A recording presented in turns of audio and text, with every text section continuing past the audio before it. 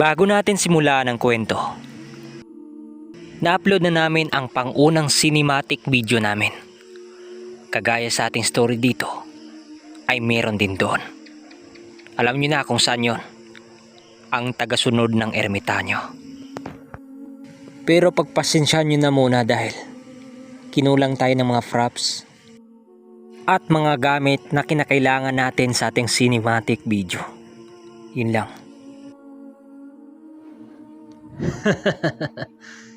Tara na nga.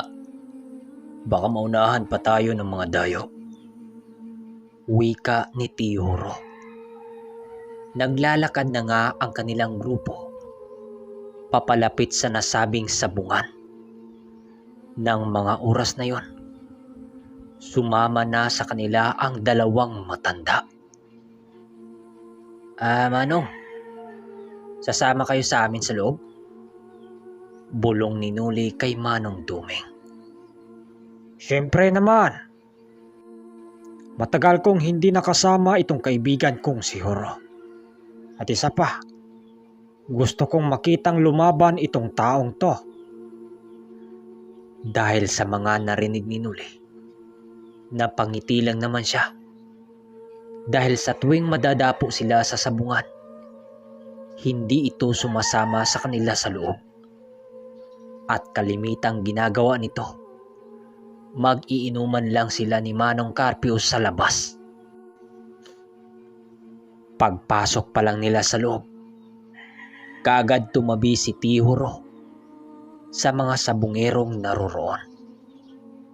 Nang makita ng mga tao ang ginagawa ni Tihuro, kaagad itong nagsilapit dito upang tapatan ang panabong nitong dala. Si Nuli naman at Danilo, nagmamasid lang ito sa ginagawa ng kaibigan ni Manong Duming. Maya-maya pa, laking gulat na lamang nila nang masipat nilang may taong kumwelyo sa Tihuro niya. Dahil sa mga nakita nila, kaagad silang nagsilapit dito, sila Manong Duming at Nuli, upang tingnan ang mga nangyayari. Tihuro, anong nangyari? Wika nila dito paglapit sa taong yon. Sino sila? Mga kasama mo? Pasalamat ka dahil may mga kasama ka pala. Kung hindi, lalanggamin ka dito.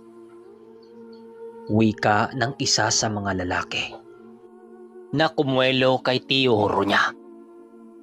Dahil sa dami ng pangkat ni Nuli, kaagad din namang nagsitakasan ang mga yon. Ang iilan sa kanilang mga kasama, gusto na sanang upakan ang mga yon pero pinigilan sila ni Tihuro. Sino ang grupong yun, Horo? Bakit ganun ang ginawa nila sa'yo? Tanong dito ni Manong Duming. Mga huwarang manggagamot yun sa kabilang baryo, Duming. Nagpapanggap silang mga manggagamot. Nakalaban ko sila nung nakarang buwan. Kahit hindi naman talaga sila manggagamot eh. Mamaya ko na sabihin sa inyo. Dahil sa sinabi nito, hinayaan na lamang nila dahil nasa loob sila ng sabungan. Kapag pinili nilang doon magkwentuhan, siguradong maraming makikiisyoso. Ilang minuto ang makalipas, yung kinasahan ni Tihuro ay natuloy din. Doon nakita ni Nuli ang pamamaraan nito sa larangan ng sabong. Habang kinakabitan kasi nito ng tari ang paa ng tandang, nasipat niyang umihip ito sa hawak niyang animoy palito ng pusporo. At matapos yun, isiniksik niya ito sa paa ng tandang. Nakita niyo ba yung mga matang nakatingin sa atin? Yan ang kaanib ng ating makakalaban. Hindi basta-basta ang mga yan. Kaya manood lang kayo ha. Tingnan natin. Wika ni Tihoro. Sabay lakad papunta sa loob. Pagpasok ni Tihoro sa loob, nakita pa nilang animoy kinakausap pa nito ang makakalaban niya. At doon naramdaman ni Nuli ang kakaibang presensya ng mga ito. Nasisigurado niyang gaya ni Tihoro, may itinatagong abilidad din ang mga ito. Pero biglang nagulat si Nuli nang magwika ang isa sa mga lalaking ito. Ikaw ang humawak dito, iyo, upang makita ng tiyuhin mo kung paano ko durugin yang nasa katawan mo. Wika nito habang nakatitig kay Nuli. Huwag mo nang guluhin itong mga kasama ko. Tayo na ang maglalaban. Total nasa loob na tayo eh. Wika ni Tihoro. At doon nakumpirma ni Nuli na mga aswang pala ang nakaharap ng kaibigan ni Manong Tuming. Nalaman nilang aswang ang mga ito nang magpapakawala ito ng mga inkantasyon sa hangin na kadalasang ginagamit ng mga aswang para sa kanilang mga ritual. Pero hindi natinag dito si Tihoro. Kitang-kita pa noon nila Nuli na animoy matutumba na sa lupa ang inilagay nitong panapong. Animoy tinamaan ito ng kakaibang hangin. Pero nung sinunggaban ito ng kalaban, doon nagtaka si Nuli dahil pagsugod ng kalaban, bigla itong lumipad papaitaas. Dahilan para sumakto sa kilikili nito ang tari ni Tihoro. Maging sila Karding, hindi makapaniwala sa nilagay ni Tihoro sa kanyang panabong. Isang sangkaan lang ng mga manok. Butas kaagad ang tagiliran ng kalaban. Si Tihoro noon, nakatayo lang ito habang humihit-hit pa ng tabako. Pagbigay ng sentensyador sa kanya ng kanyang manok, nagsalita pa ito sa mga lalaki ng, "Kung ako pa sa inyo, hindi ko gagawin ang binabalak nyo. Di nyo ko gugustuhin makalaban sa ganitong panahon. Patay ang buwan, kakalabanin nyo ko. Nasisigurado nyo?" Wika nito sa mga lalaking aswang at lumapit kila Nuli habang hawak na nito ang manok na kagagaling sa laban. Huminto si Horo sa harapan nila Nuli at nilingon ang mga kalaban. Tinatayang nasa 7 ang bilang ng mga lalaking yon. At maya-maya pa, inutusan ni Mang Carpio patrasin sila Nuli nang mapansin nilang papalapit sa kanila ang grupo ng mga lalaking nakalaban ni Horo. Kung talagang malakas ka, itaya mo pa ang isa mo pang panlaban. Kapag nagawa mong mabasag ang daladala nitong kasama ko, saka pa kami matatakot sa iyo, Horosio. Wika ng lalaking may humpak na pagmumukha. Sige, papayag ako. Hindi naman ako madamot sa oras eh. Sagot ni Tihoro. Ilang minuto ang makalipas. Muling nagharap ang dalawang kaninang naglalaban. Ngunit sa pangalawang pagkakataon, bigo ang mga kalabang matalo si Tihoro. Sinasabi ko sa inyo, huwag niyo kong lalabanan kung pumanig sa akin ang panahon. Di kasi kayo nakikinig eh. Nagsasayang lang kayo ng oras sa akin. Wika nito habang nalasing pa. Hawak-hawak pa nga nito yung isang buting nabili nila.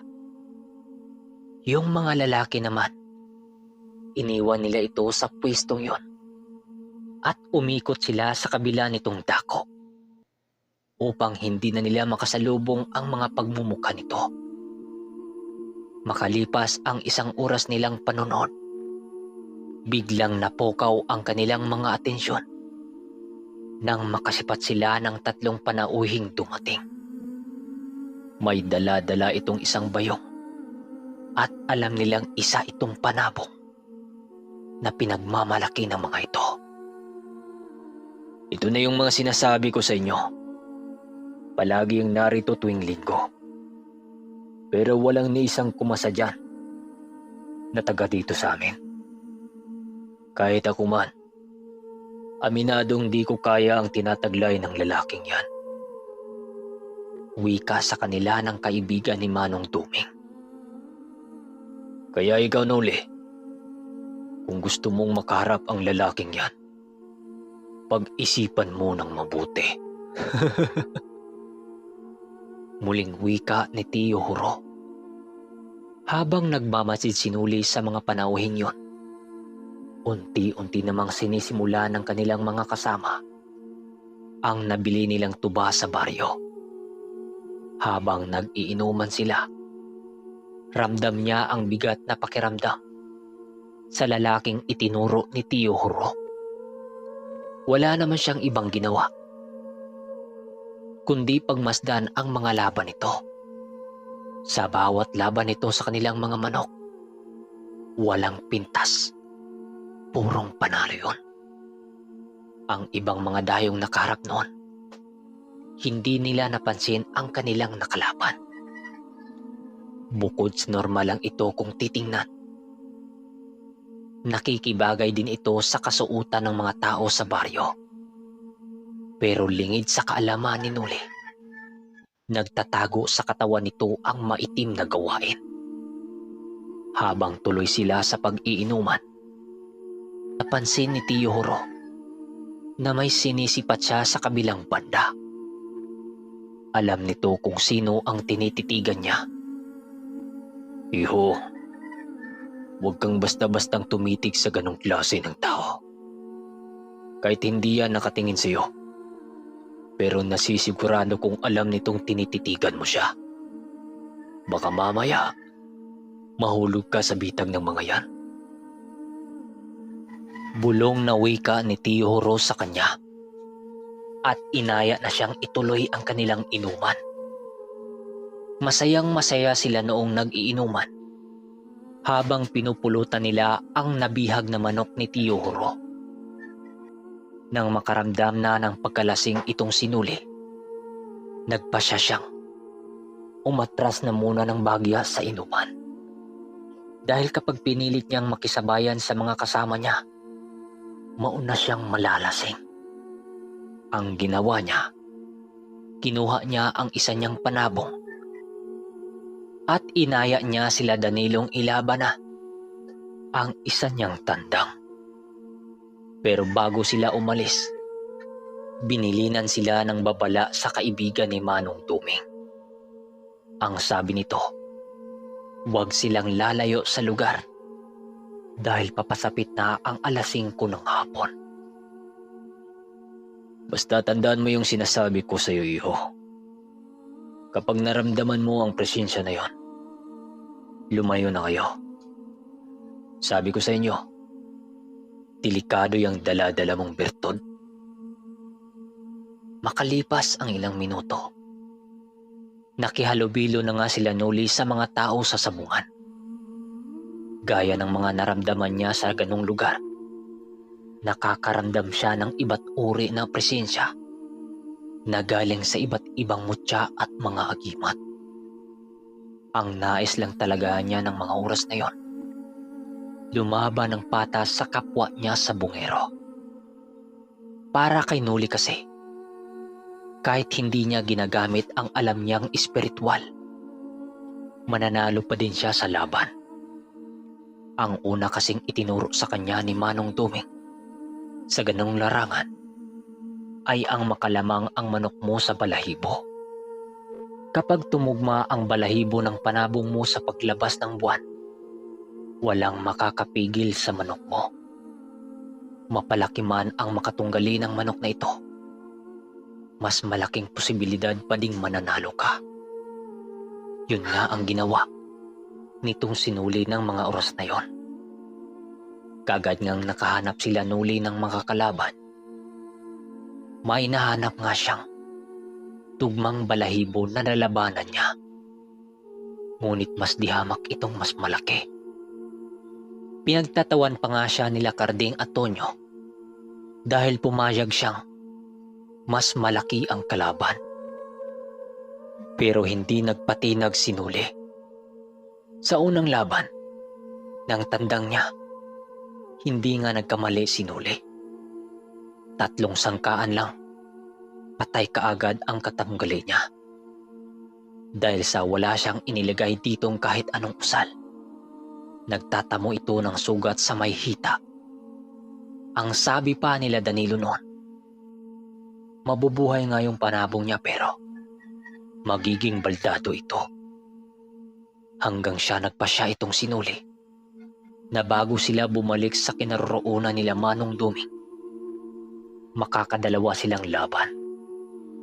Naghanap na nga sila ng makakalaban noon, pero hindi lubos akalain ni Nuli na makaharap niya ang sinasabi ni Tio Huro.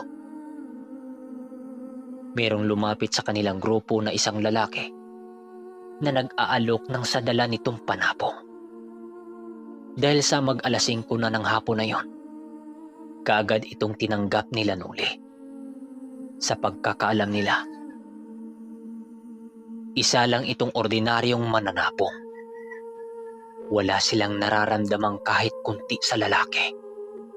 Kaya ang akala nila, normal na tao lang ito. Mas natuwa pa nga sila dahil kabaliktaran pa nga ang sitwasyon. Napakaliit ng kalaban. Tapos, lamang pa sila sa balahibo at tindig nito. Nang papasok na sila sa Rueda, napapansin itong sinuli na parang matutumba siya. Umikot yung paningin niya tapos umiitim. Hindi siya naghinala sa kanyang naramdaman. Sa pag-aakalang nalasing lang siya sa iniinom niyang tuba. Hanggang sa binitawan na niya ang tandang sa lupa. Habang nakatitig siya sa lalaking kaharap niya, napapansin niyang para itong nakalutang sa maitim na usok. Hinaplos niya ang kanyang mga mata. Pero nung ginawa niya ito, animoy nakatulog siya ng mga oras na yon. Ayon pa kay Danilong nakatingin sa kanya, nakatayo lang ito habang nakahawak sa bakod ng sabungan. Habang nagsalpukan ang mga panabong, tila ba walang imik itong sinuli sa laban ng kanyang tandang. Walang ilang segundo, nakita nila ang pagkadihado ng panabong ni Nuli. Sa tingin pa lang nila, matatalo nga ito. Hanggang sa kaagad yung tinamaan sa kili-kili. Dahilan ng pagkamatay nito. Natalo si Nuli sa pangalawang pagkakataon na yon. Pero ang ipinagtataka ng mga kasama nila, wala pa ding imik itong sinuli. Kaya kaagad itong nilapitan ni Danilo. At paglapit niya, doon niya nakita ang isang lalaking nakatalukbong ng maitim na tila sa ulo. Nakahawak din ito sa bakod sa labas, kung saan nakahawak si Nuli. Bumubuka-buka ang mga labi nito, na para bang may binubulong ito sa hangin. Dahil sa pagkabigla ni Danilo, hinambalos niya ng malakas si Nuli. Nang ginawa niya ito, doon pa lamang bumalik ang ulirat ni Nuli. "Ano Danilo? Tapos na ba ang laban?" tanong sa kanya ni Nuli. Nang marinig ito ni Danilo, nagtataka siya sa inasal ng kaibigan niya. Paglingon niya sa lugar kung saan niya nakita ang matanda, wala na ito doon. Paano tapos? Hindi mo ba nakita ang laban na talo tayo? Nadali tayo ng matanda. Panay ang tanong ng mga kasama nila kung ano ang nangyari. Hindi pa rin nagsalita si Nuli. Gawa ng hindi nga niya nakita ang laban. Nagtawanan noon sila Karding at bigla ding natahimik. Teka, sigurado ka sa mga pinagsasabi mo, Noli? Ako, yari. Yun na yung sinasabi ni Tio Horo. Okay, hanggang dito na muna ang ating kwento mga kaermitanyo. At isusunod din natin ang part 181. Kung nagustuhan nyo ang ating kwento, huwag niyong kalimutang mag-subscribe at mag-like. Dahil kung hindi,